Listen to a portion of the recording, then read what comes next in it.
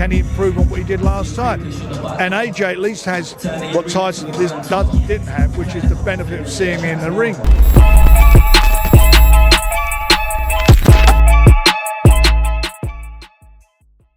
Pro boxing fans, we're here in Riyadh. Frank Warren looking dapper as always.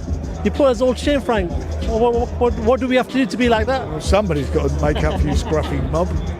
Frank, let's talk about this knockout chaos. Anthony Joshua, Francis Ngannou. Francis, we know from fighting your fight in Tyson Fury. I want to ask you, he's a bigger specimen when you compare him to AJ. He looked massive. We saw glimpses of him against Tyson.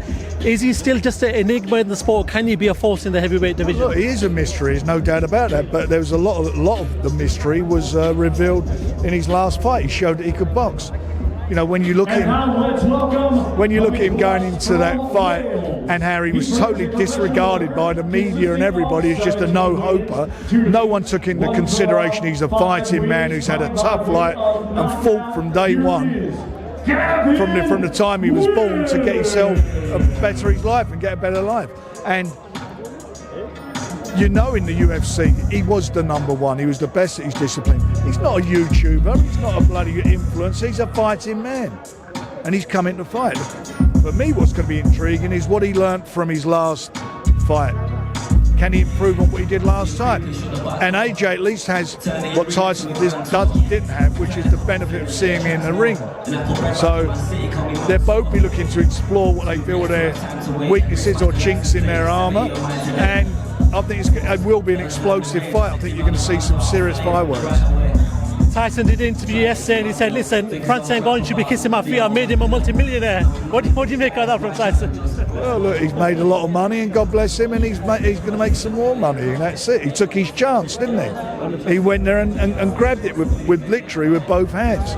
You'll take your hat off to him for that. Talk about Furies. John Fury and Anthony Joshua, spoke yesterday, seemed to be very mutual, very respectful. I'm sure you've seen the clip that's gone about. What did you make of that, if you have seen it? Oh, good luck to him. You know, that's nice to see. Seeing as everyone's getting on, we're in the happy spirits everyone is, so it's good to see you. Yeah, it's a season of goodwill. Frank, I do want to ask you about your fight at Zhang in a very good fight against Joseph Parker. What does Zhang need to do against a Parker who's very much on the up? He's got to get on top of him early on, and he's got to dominate the fight. He's capable of doing that. You see what he did against Joe Joyce in his last two fights, and you see what Joe Joyce did with Parker. Can he emulate that? You know, Parker's coming off of two good wins over here. In his last fight against Wilder, he totally dominated it. Although Wilder, for me, didn't look at the races, but Joe did what he had to do. Does that mean that's the end for Wilder? Can we see him back in Riyadh? I don't know. I was thinking about Joe Parker against Wilder. Joe Joyce against Parker. I'll get it right in a minute. Joe Joyce against Wilder.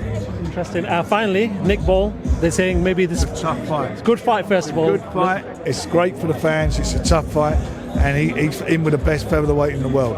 But I believe in him, and I think he can do it.